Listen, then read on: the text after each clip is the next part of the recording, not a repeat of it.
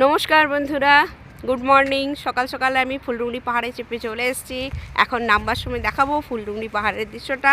Actually আমি online ছিলাম, তাই তোমাদেরকে ভিডিও করে দেখাতে সেই সময় পারিনি যখন আমি উঠছিলাম। এখন নিচে নামছি, আর নামতে নামতে দেখিয়ে দেবো এই ফুলডুংরি পাহাড়। অ্যাকচুয়ালি ঘাটশিলার 9-10টা স্পেশাল ট্যুরিস্ট স্পটের মধ্যে এই ফুলডুংরি পাহাড় একটা অন্যতম। তো বিশেষ করে আরও বেশি স্পেশালিটি এর রয়েছে। এর একটা স্পেশালিটি এইটাই যে এখানকার লোকাল আদিবাসীদের একটা বড় ফেস্টিভ্যাল সারুল এই ফুলডুংরি পাহাড়েই হয়। ওরা একটা বেদি করে এখানে শাল গাছের পুজো করে।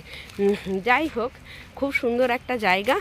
আর এখন একটু ঘুরে তোমাদেরকে আশেপাশে দেখিয়ে দিচ্ছি।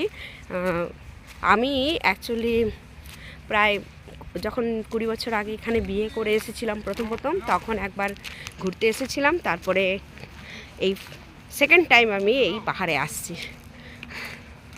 এই পাহাড়ে আর পিছনে প্রচণ্ড শাল সেগুনের গাছ, আর রাস্তাটা একটু পাথরে। টুরিস্টরা খুব আসে এই সময়। আর ওই যে বললাম না, সারুলের সময় ওই সময় প্রচণ্ড ভিড় হয়। দেখো আমি কতটা উপরে উঠে এসেছি, এটা আমার পেছনে। এখন নিচে যাব। হ্যাঁ,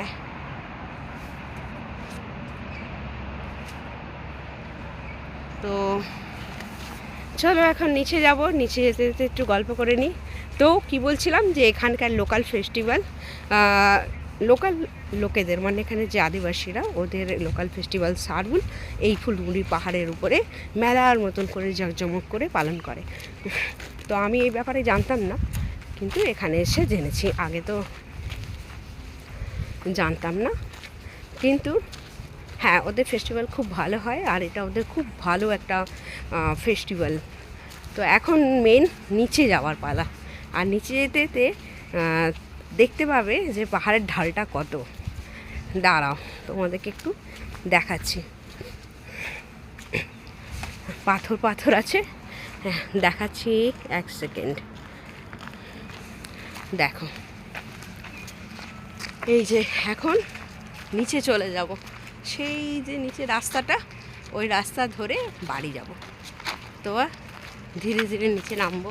সিনটা খুব সুন্দর, তোমরা সঙ্গে থাকো, দেখতে পাবে। এতটা উপরে এসেছিলাম, খুব বড় যদিও বা নয়, কিন্তু হ্যাঁ, টুরিস্টরাও আসে। আর আমার বাড়ির থেকে এটা 10 মিনিট ম্যাক্সিমাম পায়ে হেঁটেই এসছি। কেন, মর্নিং ওয়াকে বেরিয়েছিলাম,